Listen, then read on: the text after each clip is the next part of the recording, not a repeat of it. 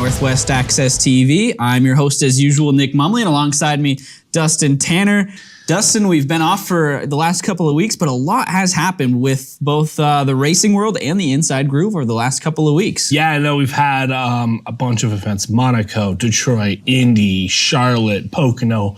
A lot going on, sponsorships, bad questions, a bunch of stuff going on. So we'll start off with the big news. If you follow us on Twitter at Inside Groove TV, you already know about this news. If not, you'll learn about it now. The Inside Groove is now sponsored. We are now the Inside Groove presented by Handy GMC Buick. And really thankful for those guys for coming on, and visit them online at handygmc.com or at their St. Albans location. We're really thankful for them coming on. A big help for the Inside Groove, and it's really cool to get this show sponsored, Dustin. Yeah, I'll take my cut in orange vanilla Coke, so I'll expect that next week because I am the reason they tune in, Nick, as you know. It's nice to see get some sponsorship on the show.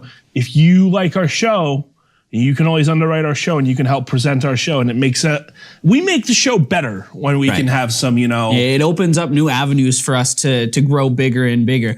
We've got big stuff in the works, especially with the New Hampshire NASCAR Cup Series date coming up in July.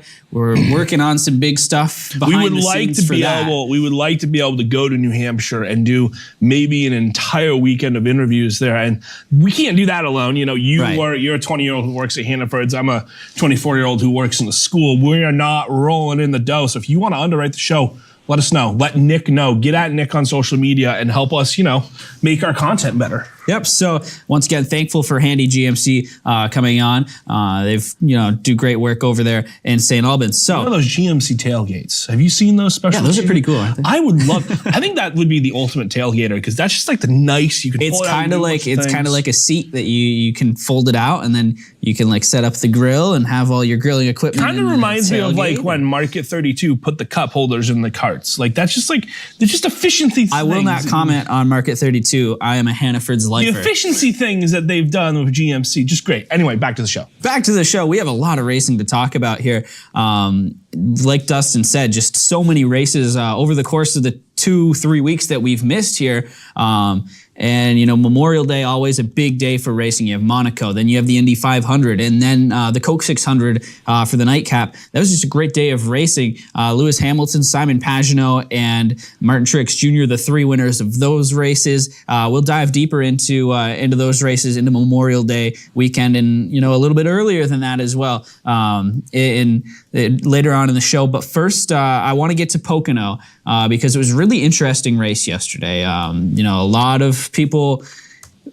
So coming into Pocono, I think it was the 2019 Aero package that has been over talked about so much throughout the course of the season was starting to get turn some people around. Charlotte was really good. Kansas was really good. The All-Star race was really good. And people were starting to say, okay, maybe we were wrong to judge the Aero package early, and it's going to turn out to be really good. And then at Pocono, it was kind of back to what we saw earlier on in the season.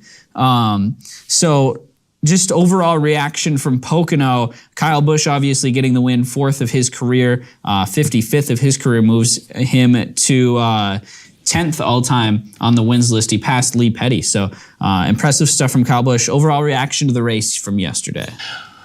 A lot of people hated the race, but I thought it was fine. So I guess I have to say that my outlook this last month has changed a lot because my personal drive, everybody knows I'm a Bubba Wallace fan. So the last month has been better for the 43 car, Finished 25th at Charlotte, had a top 15 car, got caught up in Michael McDowell losing talent, out of talent McDowell, had a top 20 car this weekend in the sense of he finished 21st, but got a stage in 7th. And it was one of those things where that was the fastest raw speed they've had in a while. So it was kind of like, oh, hey, I watched my drivers spend, 40% of the Pocono race in the top 15. It's one of those things. So I thought it was a lot better.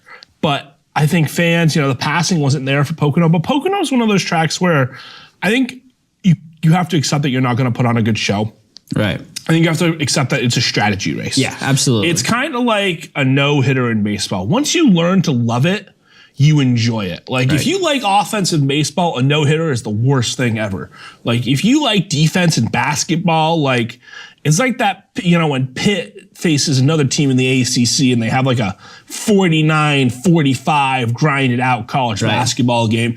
If that's your thing, that's your thing. But if that's not your thing, that is not your thing. And Pocono is one of those tracks too. I've been there too, and I love. Pocono is one of the last remaining independent circuits in NASCAR. They are not owned by a company. They are not owned. This is a hometown track that does it well, does it right. NASCAR's roots.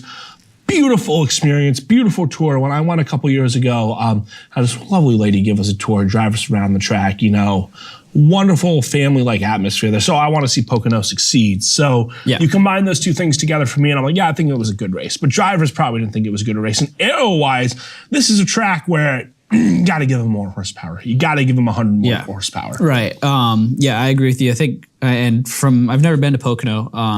It's definitely a track on the list because it just sounds like the fan experience there is just awesome. And like you said, supporting those, independently owned tracks is huge. I don't think that you can really go into Pocono expecting like a really great race because the track's just not built for it. It's like a super speedway. It's an Indy track. It's built for Indy. Right. The founder of Pocono built Pocono with the idea of this is an Indy car, long pond, this is wide, this is fast, this is tight corners. It was built with IndyCar, much like Indianapolis was built with IndyCar in mind. Pocono was built with IndyCar in mind. Right. It's just a unique track. And, even if the racing is, single file, maybe a couple cars side by side throughout, not really anything to write home about, it's unique. It's not one of those cookie cutter Charlotte, Texas, Atlanta tracks. So I think that should count for something. And just the racing there is never great, but the strategy is, like you said, it's always an interesting strategy race. Pocono's only 6.5 hours away. You should go. You should go in July. I think I might not go in July because it's so close to New Hampshire. No, it's the weekend after New Hampshire. You can do both. We'll see. I think, we saw a good race, about as good as we could expect with the package that's in place. Eric Almirola's comments were interesting to me after the race. He said that it would be cool if they put the composite bodies on the Cup cars so they could bounce around like the Xfinity cars did. The Xfinity race was fantastic. And the Cup race not so much because you just can't run into each other like the Xfinity cars can with those composite bodies, the stronger bodies that there's not tire rubs and stuff like that going on in the Xfinity series because those bodies are tougher. Xfinity race was fun. Cup race wasn't. I liked what Eric Almirola had to say, but my biggest takeaway for this is just we know that the Pocono doubleheader is next year. I'm just wondering, what does NASCAR need to do now, knowing that this rules package will likely be very similar next year with this doubleheader race at Pocono? Can NASCAR afford to have back-to-back races on Saturday and Sunday that are like this one that are going to probably turn most fans off? I think what you do, and this is something you have to do now, we saw how adding the aero ducts for the All-Star race really made the All-Star race better, right? So we have found the package that I believe will work at the 1.5 miler. It is nighttime is the right time. Aero ducts, get rid of the splitter. That's the big thing a lot of people have complained about is the splitter has been the thing that crew chiefs hate. And then you go to a track like Pocono and you say, okay, we cannot draft here because it's too broken up. It doesn't have the corners of a super speedway. If Pocono has Talladega's corners, it's just another plate track, right? Right.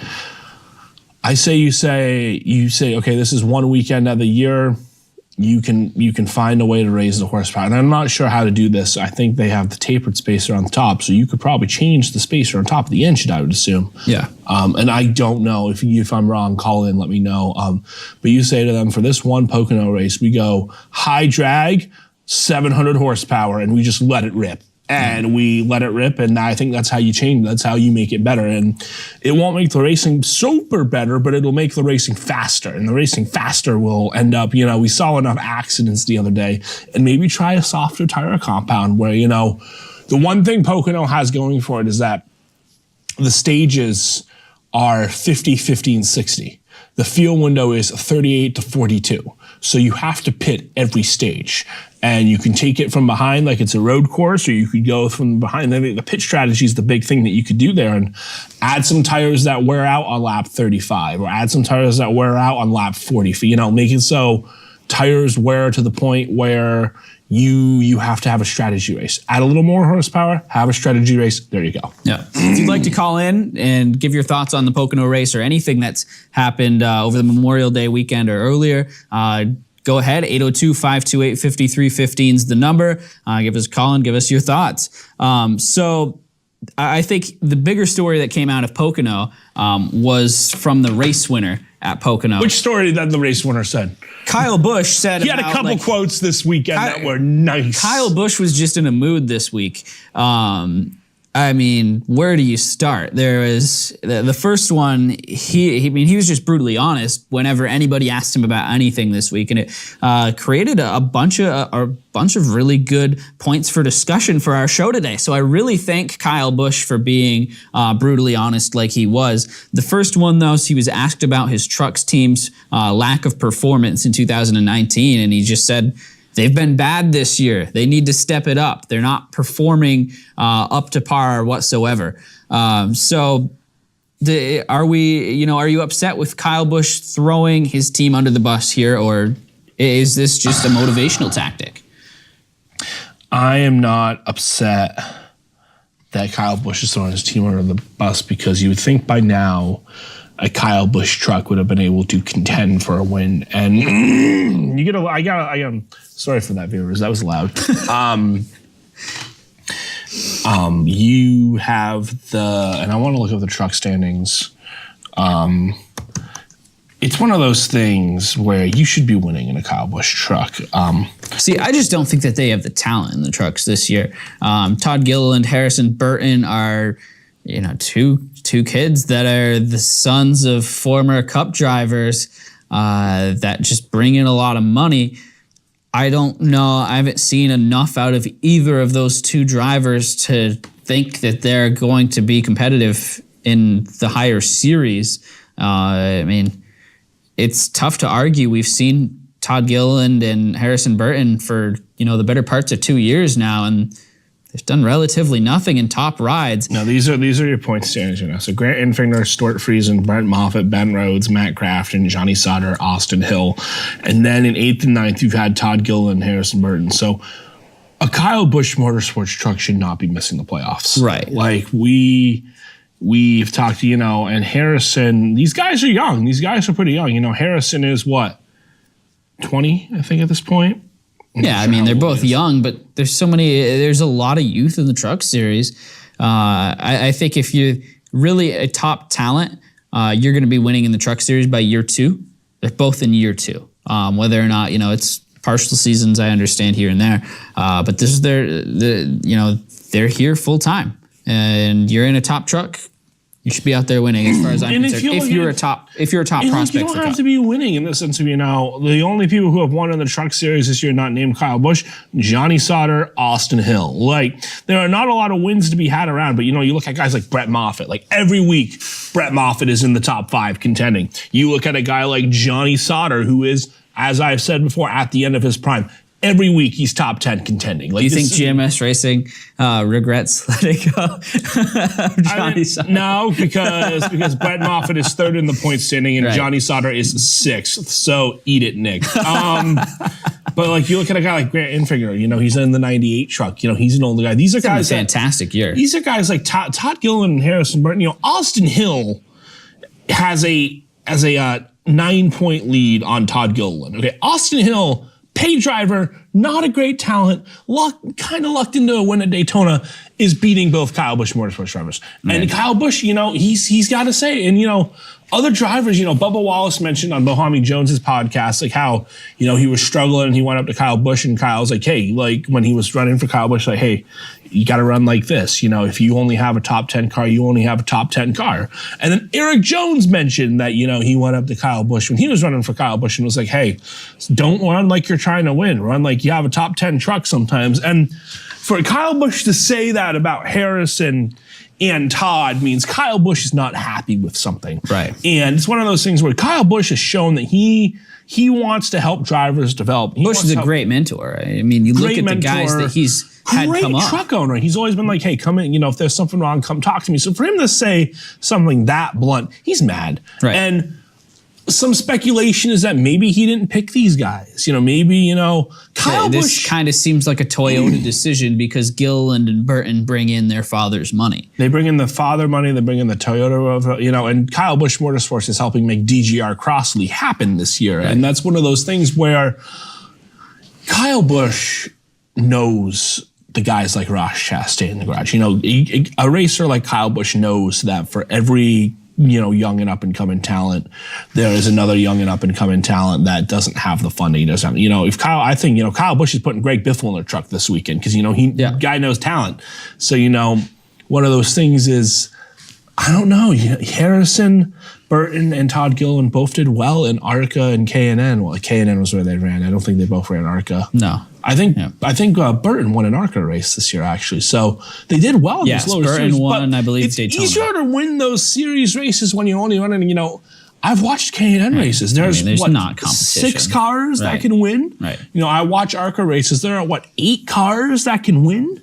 Right. So, it's easy to dominate those lower series. And with Hailie Deegan on the doorstep, Hailie Deegan is coming up the pipeline. Like Toyota, I think Hailie Deegan would be in a better seat marketability-wise than Todd Gilliland or Harrison Burton. You put Hailie Deegan in a Kyle Busch truck, and she might not get it right off the bat, but she'll figure it out. So, I think that this is a motivational tactic by Kyle Busch to kind of say, take all the points that you said, and just this is Kyle Busch knowing that those, points are a thing, and saying, okay, these guys, Harrison Burton, Todd Gilliland, Todd Gilliland, you don't have all day to turn yourselves into a top truck driver. And looking at Burton's finishes this year, so let's start with Burton.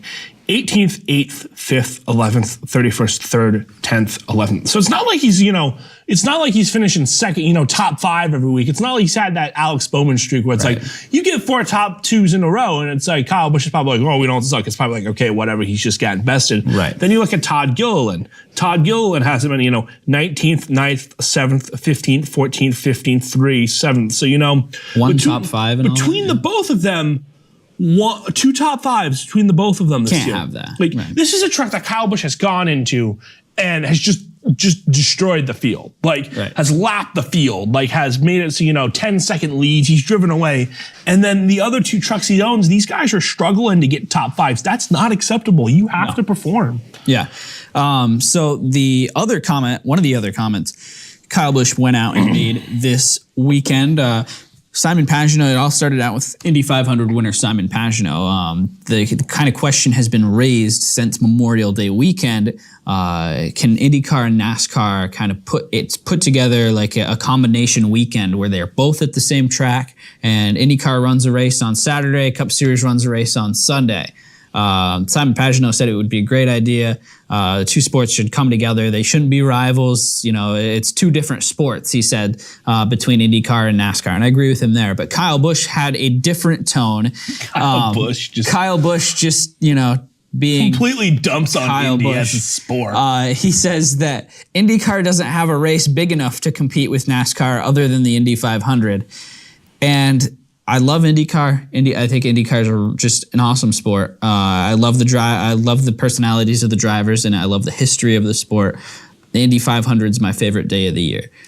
But Kyle Busch is so right here. Oh, he's so right, because you look at the ratings, and I want to pull Adam Stern's tweets up. We don't have them on the TV, but on the television. Well, I sound like an old person there.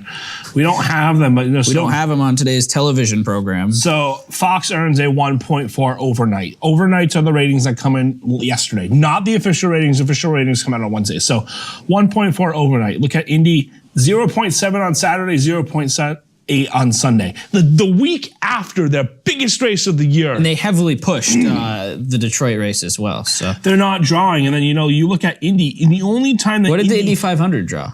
I'll look through that if you want to fill time. But yeah, basically the Indy cars run 16 meaningless races and then the Indianapolis 500. So to look at the Indianapolis 500, Indy 500, 4.4 million views, Coke 600, 4.3 million views. So Indy's biggest race of the year, still 2 ratings point, still a just couple of million. Barely above NASCAR, in the Crown whatever Jewel. A Crown Jewel race. We'll call it the third best race out of the Crown Jewels. You know, it's the Memorial Day night race. It's a long one. So I think Indy has more to gain, but it's one of those things where Kyle Busch is kind of right. So, but today, IMSA, I can't get IMERSA, and IndyCar and NASCAR, somebody proposed the idea of what if we all run the road course and do the Indy road course in the early May, and that would be a fun idea. That's a race where everybody would have fun, but IndyCar has been struggling. IndyCar has always struggled. They haven't been able to get to the popularity of NASCAR, and I think it's because they're not. IndyCar's great, but they're too European. I think they don't have the physical nature. You're not ever going to see IndyCar drivers getting into a fight. You're not going to see bumping and banging in IndyCar because the moment you hit somebody, your car falls apart and you go flying into the fence. In NASCAR, there's still that kind of American feel to it where, these are cars that you can go out, win on Sunday, sell on Monday. It's not as true as it was 40 years ago, but it's still a thing. I mean, you look at the Chase Elliott car in front of me, you could go out and buy a similar looking production car to the car Chase Elliott drives on Sunday afternoons. You can't go out and buy a Chevy Indy car and race that on the streets. I think that plays a factor into it. Americans don't get I think the Americans get the kind of they feel like they can relate to NASCAR. So here, I'm going to back you up a little bit. The reason it's not sell on Monday, buy on Sunday, it's not that. It's the IndyCar's biggest star was going to be a guy like Jeff Gordon. Jeff Gordon left for NASCAR because Indy cars were too much. Indy cars were too expensive. Back in the day, what made NASCAR more popular, and what's working in IndyCar's favor now, which is kind of weird, what made NASCAR so popular was that the seats were cheaper. Right. So, you have a guy like Jeff Gordon, Tony Stewart, you have these guys who entire careers wanted to race at Indy, be Indy 500 champions. It got cheaper to go buy NASCAR seats. So, Jeff Gordon, I was watching the Jeff Gordon, Dale Earnhardt documentary and how Jeff Gordon, went down to a track in the South and, just tested one time and was like, this is going to be it. This is going to be what you do. And also, IndyCar had the Indy kart split back way before you and I, we were toddlers. There was no IndyCar series until I think 96. Right. And then that's when the whole sanctioning body came in. It was kart before, and their big race was the Indy 500. They didn't really have a championship. To happen at the pinnacle of motorsports popularity in America. Like NASCAR was owned by one family. NASCAR may have had track wobbling, but the sanctioning body was never in harm. Yeah. The sanctioning body never split and broke apart. Yeah. And that's why NASCAR has forever been more popular, because Indy has this ugly, ugly split. And Indy does not know what they're doing, and NASCAR does. And NASCAR then has their two most popular stars, Jeff Gordon and Dale Earnhardt, going at it, the rivalries. And then NASCAR raced at Indy Speedway and sold it out. And that's what the sticking power, prestige-wise, the Indy 500 means more. It has nothing to do with the European aspect. I think that's I'll give you like 10% on it, because you look at Formula 1. Those cars are completely unrelatable to stock cars. Right, but America loves karting. Go-karting is a thing that you could go. You could sell. You could win on Sunday and go kart on Monday in certain parts of America. But the organizational split of Indy and that thing happening is what hamstrung the Indianapolis racing. That's why there's not a big race anymore. That's why Indy has struggled to forever gain a footing, because in the time where motorsports fans were made, Indy did not have their stuff together. Yeah. So Charlotte Roval has been kind of thrown in there as a potential track where this where a double could happen. Brickyard could be another one with NASCAR going there for a second date, which I think would be kind of cool. What's another track? Is there another track that you would say, okay, these guys should be there? I think Texas comes to mind, or Texas Circuit or of the Las Americas. Vegas. Those are the two tracks, and it's a hard. And for IndyCar, I don't know if they're going to go back to Las Vegas. I don't think they would go back to Las Vegas unless if it was the road course at Las Vegas. To be perfectly honest. And I don't think they should go back to Las Vegas. No, they should not. The memories of the last IndyCar race at Las Vegas are just too much. They shouldn't go back there. No, unless it's road course. Yeah, they should not go back there unless it's a road course. And I think it's one of those things where I think it would be what I would want to see would be Charlotte Roval or Indianapolis road course. I think I'd rather have the Indianapolis road course. What we will get, because we are not allowed to have nice things in life, is we'll get Texas. Right. We'll get Texas. It will be how Texas keeps their second race. It'll be making it a IndyCar. They will move it up in the calendar and make it, or they'll move the first one back in the calendar and they'll make it an IndyCar, NASCAR doubleheader. And it will be miserable as a fan because I don't like the idea. Texas is not a fun track anymore anyway. No. So that is what they will do. That's how they will do it. But I'd like to see it. I think it'd be a fun thing to see. So getting back to our original topic here, Kyle Busch being angry at things. His post-race press conference was very interesting. A couple of really good sound bites came out of that. The first one was the first question. Jeff Gluck asked it. He said, he asked if Kyle was, this was later on in the press conference, actually. He asked if Kyle was in the press conference, not really showing a whole lot of emotion.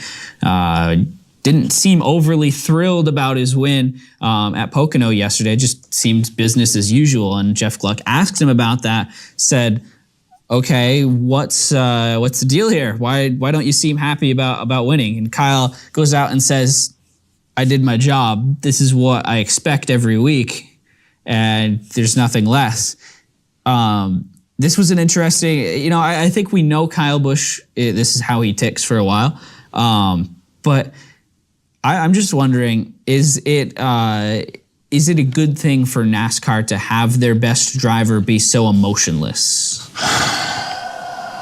I don't know. I think it's one of those things where Kyle Busch is the only one who's willing to. I think Kyle Busch is the only one who carries enough weight right now who's willing to run his mouth. Like Kevin Harvick comes to mind, but you haven't heard Chase Elliott. And I know you love Chase Elliott, but man, he set us back a little bit when he decided to not complain about the package a couple weeks ago. And this is one of those things where, you have your top driver saying, this sucks. Like you have people saying this sucks. It is every week the package sucks. It's one of those things where, NASCAR needs to go back to the drawing board. And I'm sure Steve O'Donnell knows. Like Steve O'Donnell is trying things. Like he's not the enemy here, but it's like one of those things where Kyle Busch, he's saying his mind. He's speaking his piece, and he's going to keep speaking his piece. And you get tired of it. You get tired of you get tired of saying the same crap. You really do. You get to the point where it's like, I don't know how to say this anymore. Yeah. So that's where he is now, and I'm fine with it. I'm fine with him being the way he is. So I agree with you, first of all. Second of all, we talk about Kyle Busch being tired of saying things. This was by far the most interesting topic of the last 3 weeks for me. Once again, in the post-race interview, Kyle Busch was asked to begin the press conference, the first question came from Jeff Gluck. Obviously he's made comments negatively about the package before. And Jeff Gluck asked, now that you've won with it here for the fourth time this year, does that change? Are you going to walk back your comments at all? And Kyle Busch was like, I passed one car today, so I think, that speaks for itself. And the second question of the press conference is, Kyle, what would you, on a scale of 1 to 10, how would you rate the aero package at Pocono? And Kyle freaks out, says, I swear to God, don't ask me another question about the package. And he's not going to answer him. Next question. And this guy is a local Pocono writer for a newspaper in Pocono, and he's been upset on social media because Kyle Busch yelled at him. Would you say he's triggered? I would say he's triggered. But you've had a couple of your rants on this show. It's time for mine. This is going to be similar to your Richard Petty rant. Hey, Zach, can I get a drink in here? Can I get some ice cream or something? We're going to be here for a bit. All right. Leave the drivers alone with the package. We are, 15 races into the season? We know what they think about it. They've all answered questions. The majority of them think that it sucks. Them winning a race isn't going to change things. They know how they feel. Their talent is limited in these cars. You cannot continue to ask a guy the same question a million times. Ask him once a week, every week for the entire season, and not expect him to get mad at you. Like, you get what you deserved, and he asked a stupid question and he got a stupid answer. Like, figure it out, dude. Like, it just makes me mad how Kyle Busch is being shown off as a bad guy or a complainer, because this is the stuff that gives drivers a bad rap. When the media is baiting these guys, they know the answer. They know that Kyle Busch is going to get mad here because he's been asked the question a million times. He's made his stance clear. He said the package effing sucks. What else do you want him to say about it? I mean, come on. This is just the media just being disrespectful of the drivers. And there's a lot of really good media members in the press conference room every week. Jeff Gluck is fantastic. Bob Pockris, Matt Weaver. Yeah, you get some good guys down there. They do tremendous work. But stop baiting the drivers, for the love of God. I mean, it's ridiculous. You got to have some respect if you want to not have these drivers yell at you.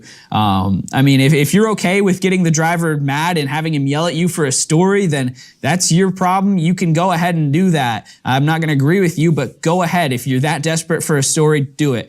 But don't get mad when the driver gets mad at you when you give him a question that is just bait. And yeah, I could buy a collection of all 4 Shrek movies on Blu-ray for $22.99. And actually, I have sat here very calmly and patiently for your Richard Petty rant, for your Ty Dillon rant. I'm sitting here calmly too. For every rant for your Orange Vanilla Coke rants, where you sat here and started screaming about how you were going to set Orange Vanilla Coke on fire. Which we will do at some point. We will do it at some point. My little brother asked me, we were in Lowe's parking lot a couple of weeks ago. He's like, hey, Nick, is Dustin going to set the Orange Vanilla Coke on fire this week? You're having an impact on the children, Dustin. And your rants, I'm okay to have a rant once. That's I'm not saying I'm not telling you not to have the rant. I'm just telling you for $60 I could get a combo pack of all 4 Madagascar movies, all 3 Kung Fu Panda movies. Did not know they made a 3rd one, and all 4 Shrek movies for only $60.04. So I'm just passing my time because just how when I'm ranting, there's really not much I can say. Like, right. I agree with you on some of this, right? I agree with you, like the don't. Play dumb games, win stupid prizes. Like, right. That's a life philosophy of mine. I will say, in defense of the Pocono guy, in defense of the guy at Pocono, he is asking a question that is to his audience, of his Pocono audience. Right. And he is saying to him, what can you tell us about it here at our track? Like, because, it sucks, right? We know it sucks. But yeah. I get it. I agree with some of the NASCAR media members. I said to you off air, I get here at around 6:20 sometimes, and we'll talk on air. We'll go through all the show topics because we are prepared as hosts. Like, whether or not it sometimes seems like I'm totally being an idiot, we're playing a role. Like, I'm playing the role of Nick and I do a lot of show prep for this. So I said to you before that, hey, I'm going to be the guy. I'm going to be the Switzerland in this one. I'm going to be right in the middle, and everyone's going to hate my take. I agree with your rant. I agree with Jeff Gluck. I agree with everybody in that sense. Like, don't bait the drivers, but there are certain questions that have to continually be asked. So, it's a tough time to be a sports media caster because a lot of the time you don't get one of the best things about social media is that we publicly get more access to athletes. One of the worst parts of social media is that the access you get to athletes, you will be, it's a click-based world. Like, you want to get clicks. What's going to get clicks? Talking about the package. Kyle Busch firing off a hot take is going to get you clicks. Clicks are going to get you a job. Unless if you're doing something like Jeff Gluck did with Patreon, or now that he is with The Athletic, the journalism is dying in America. So we slant to click-based takes, and click-based takes is how you get the current climate. So everybody's right, everybody's wrong. Yeah, and in case, for anyone tuning into the show tonight who doesn't go on Twitter, I did take an L on Twitter today. You took a big L. I took a big L. I called I called out the guy who said, who asked Kyle Busch that question. I called him a bad journalist. I stand by my comments. Because that's bad journalism. Jeff Gluck did tweet at me, and he said, "You could not be more wrong." And it got 90 likes, including by Tyler Reddick. But that's okay, because the Inside Groove, presented by Handy Buick GMC, is officially an anti-Tyler Reddick show. I am going to push back on that, because I like Tyler Reddick now. No! Yeah, Dustin, this was our thing. We hated Tyler Reddick This was our thing, and then Tyler Reddick became... Tyler Reddick's having a fantastic season. He's having such a good year. My goodness. But he's kind of fun to watch. And this is where he is, but I am declaring us an anti-Tyler Reddick show. And I am going, if Tyler Reddick watches this, because he will not, it's fine. But if Tyler Reddick sees this... He's too busy working on his short track breaks. If Tyler Reddick does see this, we are not an anti-Tyler Reddick show. And if you want to come on, Nick will change his stance like that. Yeah, if Tyler Reddick is watching and he wants to join the show... we will wear Tyler Reddick jerseys. It's like that. It's like the picture of the guy sitting at the table. We are an anti-Tyler Reddick show. Change my mind. No, it's like, it's just how, Stu Gatz is anti-Kevin Durant, but says, please sign with the Knicks. Like, that's where we are. Like, if you come on our show, we'll love you. Like, that's all it takes. And I think this is a really good segue, and I'm not going to let you ignore our segue to talk about the Xfinity race, because now that we're almost halfway through the Xfinity year, Nick, we have a musical chairs of drivers, per se. Now, the Xfinity Series started off a little bit boring. The races weren't too great. Now they're starting to heat up, because there's 3 distinct drivers at the top. You've got Cole Custer, Christopher Bell, Tyler Reddick. This is not their first time in this series. They're all now in their second, or Custer's in his third, Reddick's in his second, Bell is in his second full season. They are all beyond ready to go to Cup. We've seen Tyler Reddick put up a top 10 in Cup, in a one-off, a two-off now, I guess, ride for Richard Childress Racing. The car that Daniel Hemrick finished 30th in twice last year. Tyler Reddick has put in the top 10 consistently this year. The 3 last year was kind of a story of Justin Allgaier, Christopher Bell, young versus old, and that made for a fun season. This year, it's just young gun after young gun going at it. You got Cole Custer. The stats for these 3 drivers, just mind-blowing. Cole Custer, 12 races in, 3 wins, 10.8 average finish. Christopher Bell also has 3 wins with a 9.4 average finish.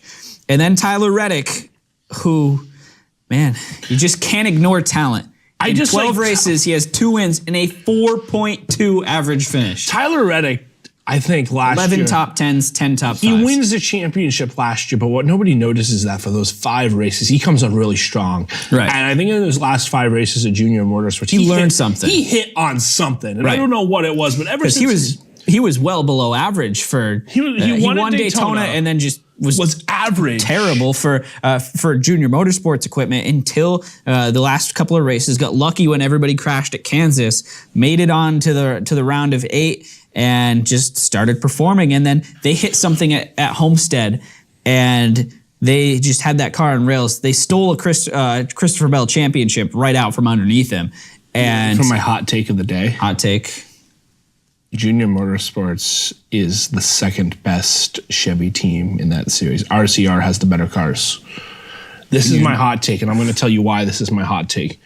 Junior Motorsports has taken a step back this year. And they have, now that you think about it. Fourth car funded. How's Allgaier done? He's not done great. No. How is Noah Gragson done? He's not done great. The All-Star car... For being a rookie, I think Gregson's been okay. The All-Star car did okay, but like, who is that third driver now? Like, who's that third, fourth guy? You got Michael Annett still in there. Annett won at Daytona.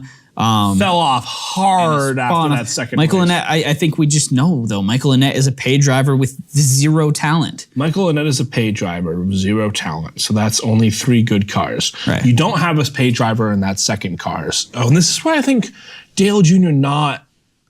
Putting talent in his rides is kind of costing him. Because he could have somebody in that 8 car, paid driver wise. He could have somebody who wasn't a paid driver in that car. And he has the network to flood. He won't, but he could. Right. And then so you have Noah Gragson, who you like Noah Gragson, but I think Noah Gragson falls into the Michael Annett category. In 10 years, when you look on their careers, he's a paid driver. Michael Annett didn't win races in the lower series, though. Noah Gragson competed for a championship, and I think he's going to be in the round of 8 at least this year. Right, and I think he's good. I think there's Cup Series talent there. I really do, and I think there's sustainable Cup Series talent because he's got sponsorship. Even though his dad did get arrested. We're not going to talk about that. See that? Yeah, we're not going to talk about that. You don't talk about a man's family. But I don't think Noah Gragson's talented. So I think they have in that stable right now, they have one talented full-time driver, and it is showing. Yep. It is only Justin Allgaier, and it is showing because... And it's tough because Allgaier is simply... I don't think he... Simply put, I just don't think he's as good as Custer, Bell, and Reddick. There's a lot of talent at the top of that series. You look at Tyler Reddick. I think Tyler Reddick, smartest move of the year, was going from Junior Motorsports, knowing that there was not a path to Cup. He said that, he rubbed some people the wrong way at Junior Motorsports, and he also said that he wanted a path to Cup. So what did he do? He went to Richard Childress Racing, where the Cup cars might not be the fastest, but as we have seen, Richard Childress is not an awful team at the Cup level. Right. And he went over, and he's going to run the races there, and he now has a path to Cup because of all the drivers right now. What is Custer's path to Cup? What is Bell's path to Cup? The only one that I can say next year that if he has the money to, he could probably get a seat is going to be Tyler Reddick. So good on this kid. Like he's going to, if he wants to be in a Cup ride next year, he'll be in that 31 car next year. Yeah. I think the path for Cole Custer is a lot clearer than it looks. Kevin Harvick, Clint Boyer, those are two seats that will be open soon, I think. Yeah, Kevin Harvick, Clint Boyer, and Eric Almirola is up there in age too. Whether or not he's gonna be there for a while. I think he'll be there for a while longer than Custer. He'll outlast Custer's potential as a prospect. But you look at Kevin Harvick. What has Harvick really done this year? Well, I mean, Kevin Harvick has had the fastest speed. He just hasn't had the results, and that's brought a pit crew. But I think what you've noticed of Kevin Harvick and Clint Boyer is not both are producing.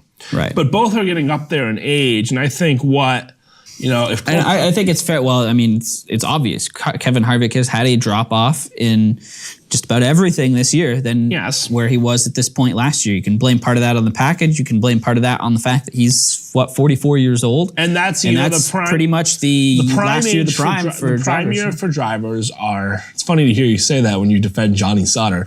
Johnny Sauter's awesome.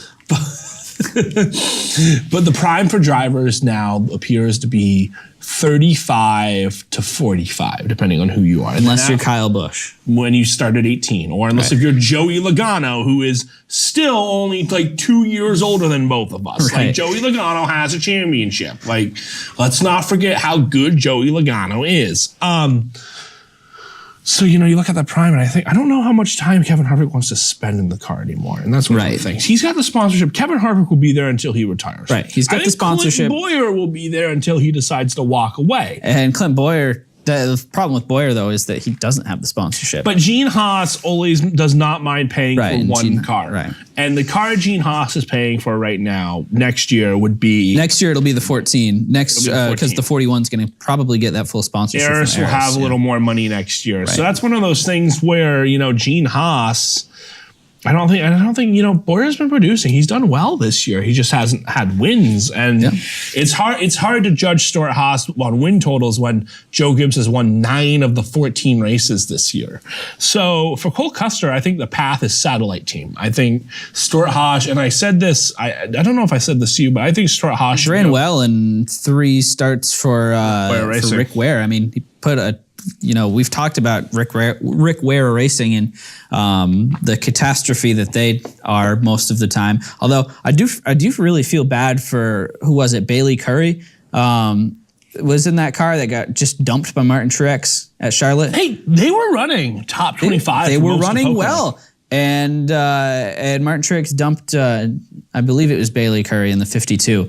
But shame on you, Martin Truex. Rick Ware Racing is a small town team, but they're trying. Like we got at the beginning of the year, but they're trying, and they're trying to get better every day. Yeah. And I think the path for Cole Custer is, give Boyer a 2-year contract extension or whatever, and say, all right, let's go to Rick Ware and be like, we're just going to field the 5th car for you. Give us your charter. We will field the car for you. You run it. You get some prize money out of it. You get a technical alliance out of it. You get the ability to have one of your cars run well. Or another one you were talking about was Go Fast. Because Go Fast has proven so.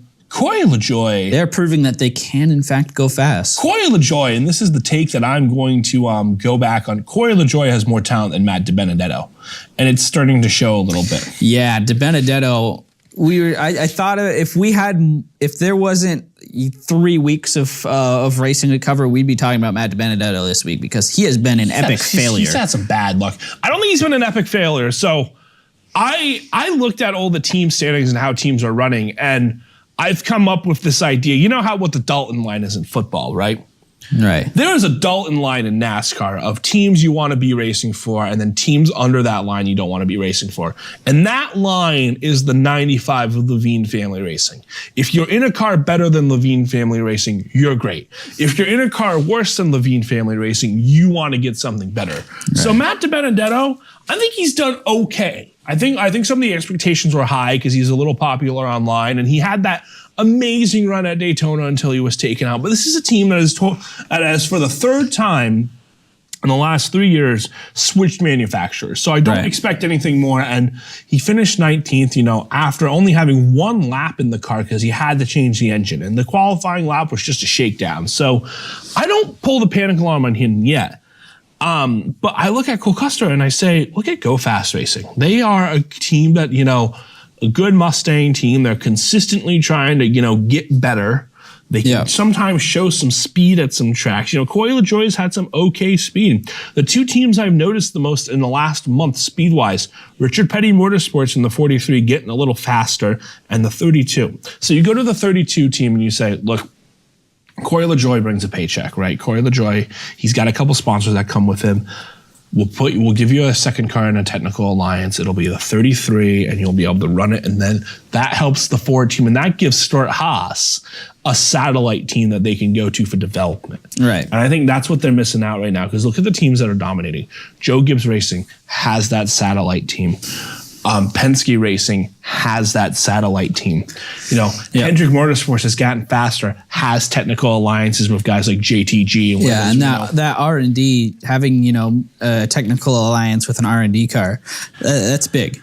That 5th car, RCR is starting to get a little faster every week because they have the alliance with Germain and Richard Penny. They're still not as fast, but so I think you look at Stewart-Haas. What does Stewart-Haas not have? They do not have that 5th car alliance where they can say, hey, this is just a bunch of crap we threw out the wall. Run it, see what happens. And then Cole Custer could give the feedback. He's a talented guy. Yep. So I think that's what they should do. And as far as Christopher Bell goes, we can talk about the bump game next week. But that's something that we got to start looking at a little more. So the Indianapolis 500, be remiss if we didn't talk about that. Just an incredible race, an incredible month of racing at Indianapolis.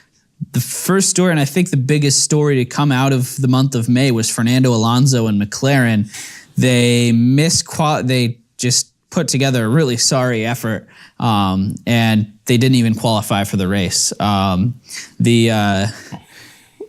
was it that got in? Kyle Kaiser in the Juncos racing team that has like 40 employees, and McLaren has like 200 people put on this, but they're all F1 people. 200 people put on this operation from McLaren. They don't even have a steering wheel at the first test. Right. 200 people put on. This is one of the things that you'll learn about business and life. Sometimes it's better to have less people who quality over quantity. Yes, because they did not have. McLaren did not have a backup car because the car, Jenna Fryer, very good when she comes to writing IndyCar. NASCAR, she's not the greatest, but IndyCar, she really shines. But I love her reporting. She's a good reporter. IndyCar, they have a car 40 minutes away.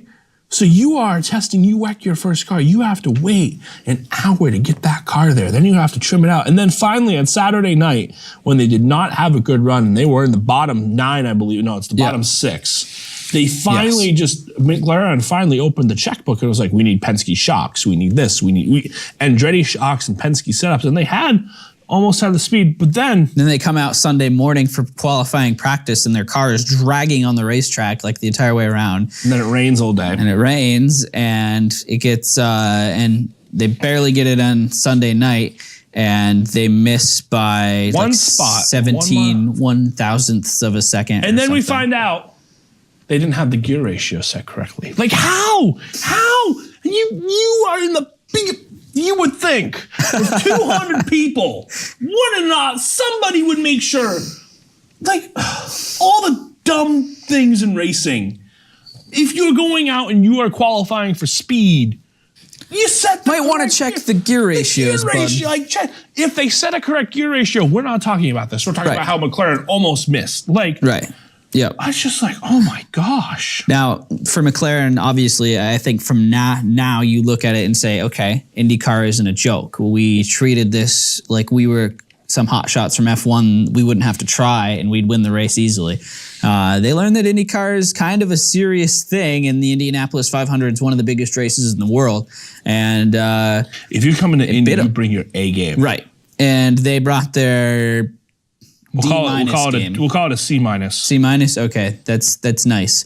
I think what they do now is say, okay, let's hire an actual driver, not a washed up. Fernando Alonso is a great champion, but he is washed up. He has one career IndyCar start. That's not where you start. You bring in a talented young driver that can. I don't think it has anything to do with Alonso. I think Alonso is a very small problem. You bring in engineers that are from IndyCar, not from F1, with IndyCar experience that haven't been in IndyCar. You bring in somebody to run an Indy program. If you want to get into Indy, you run an Indy program, and then you have a tech alliance. The people they had a tech alliance with, all but one of their cars missed. Yeah. Why are you having a tech alliance? Like, if money is not a problem here, and it's clearly not, because they went out purchasing stuff from Penske the night before. Then why don't you go to Andretti and be like, we'll dump $8 million, well, not $8 million, but we'll dump a bunch of money into this. It's just a comedic act of errors. Why? Right. You have to, everybody should have been fired. And people at the top heads roll. They did get fired. It's a sad excuse. It is a ludicrous display, and it should not be happening in the top. Right. It's something that we would be like, oh, this is what happened to premium racing. This is something we'd be like, oh, look what Rick Ware did. They had gear ratios wrong. Those Rick Ware folks, they're at it again. Rick Ware Racing gets their gear ratios right. Why? Wow. But anyway, I think that they're going to go and make a full season IndyCar effort because that's the right way to do it. But it's okay. Right. I think that's the right way to do it. I think that's what you have to do to be competitive. But we'll see. So anyway, the race itself was just thrill-ing to watch from start to finish. So happy to see Simon Pagenaud. Simon Pagenaud dominated the month. First guy to win from the pole since Helio Castroneves did it in 2009. It's been 10, 11 years since this was done. Pagenaud just dominated, won the Indy GP too. He had the fastest car. Pagenaud didn't get the good fuel mileage, and that's what it came down to in this race. Was Alexander Rossi had the fuel mileage, and Simon Pagenaud had the horsepower. It looked like this was Alexander Rossi's race to lose, and then that caution came out with about 20 laps to go, and that just threw everything out the window. It set up for a shootout, and Pagenaud had the horsepower, and Rossi just couldn't do anything. And, for Simon Pagenaud, he went into the month of May. He was on the hot seat at Penske. He was one of those guys, they're going to get rid of Simon Pagenaud, was a storyline going into May. And then after May, it's no longer a storyline. Right. It is Simon Pagenaud will be here next year because he went into May, and if there's one dude who went into May and said, I'm going to just make it so I'm here next year. He did it. He pulled it off. He did a good job. Yeah, it was a lot of fun to watch. Those last 15 laps were the best racing I've seen since Truex Logano at Homestead last year. And before that, you have to think back a ways. Yeah. This was the best Indy 500 in a really long time. The weather held off, which was awesome. There was a lot of drama. Watching Rossi drive up through the field after the fueling error that they made late in the race, watching him drive up and deal with the lap cars. Alexander Rossi, usually a pretty cool as a cucumber kind of guy. And he was pretty fired up in the race car, shaking his fist at Oriol Servia and getting cut off by guys and just screaming across the radio. I love the passion. Indy 500 brings out the best in the drivers, and Simon Pagenaud rose to the occasion. But Alexander Rossi, don't write him off either. He really gave a fantastic effort. I loved watching him race last Sunday. So.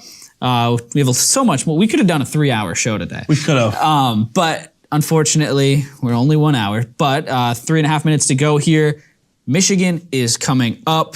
We'll get back to our fantasy picks where Dustin has taken a massive 70-point lead. I want to mention one thing. I want 1 minute to talk about this because I did put it in the Bubba Wallace thing. So Bubba Wallace, has been struggling to get sponsorship this year. And this last Friday at Pocono, it was announced that Worldwide Technology, the company that's been sponsoring Bubba's owner, David Stewart, one of 4 black billionaires in America, decided to do this really cool type of partnership thing. And what he did was he donated to Victory Junction Camp, which is a camp started in Adam Petty's honor, that helps sick kids have fun. It's like Make-A-Wish if Make-A-Wish was a summer camp, right? It helps those kids. And now Bubba will be able to be sponsored for the rest of the year. And you saw it at Pocono. He had more speed. Speed buys money in people. Yeah. And then they get to put Victory Junction on the car. Victory Junction spends no money on this, gets the promotion. So what a wonderful deal for Bubba Wallace. Just so cool. So let's get into our fantasy picks here. Week 12, Michigan. And no, you can't pick Greg Biffle, who's running in the truck race. So I will start off, and I'm going to take the man who gave us half of our content today for our show, Kyle Busch. Well, it'd be stupid of me to not take Martin Truex Jr. at that point because Joe Gibbs has won 9 of 14 races. And your second pick? My second pick is going to be that Jones boy, Eric Jones. Okay. Eric Jones, sneaky good at Michigan. Home track for him. Brad Keselowski's another home track guy. I think he's got a good chance of getting that first Michigan win this week. And my other pick's going to be the other Penske driver, current champion, Joey Logano. I'm going to go for Ryan Blaney. Ryan Blaney was fast here a couple times ago. You got to take the Penske. At this point, you got to load up on Penske and Gibbs. Right. I have Truex. Did Hamlin's I take Jones? Still out. Yep. I have Jones, and then I have Blaney. Who do I get now? Hamlin is still out there. And Paul Menard. I'm going to take Kevin Harvick. Kevin Harvick, okay. I am going to take Denny Hamlin, and I'm also going to take Clint Boyer. Good pick. So 2 more picks for you. I'll take Kurt Busch. Kurt Busch, I think he's going to have a stinky good run. And then we're going to go hard for Menard. Hard for Menard. Hard for Menard. My final pick of the day, because he's still out there, is going to be Chase Elliott. William Byron would be an honorable mention for me. He's William had Byron speed. won the pole. He's had speed. Lead 20 laps and then finish 10th. Yeah, that'll do it for the Inside Groove this week. We will be back right here Monday night, 7 o'clock. Thank you once again to Handy GMC Buick Cadillac for coming on as a show sponsor. Remember to visit them at their St. Albans location and visit them online at handygmc.com. And if you want to sponsor us, please do contact Nick or me. Yep, either one of us works. Thanks to Zach in the studio, as always. Dustin, I'm Nick. See you next Monday, 7 o'clock, right here on Northwest Access TV.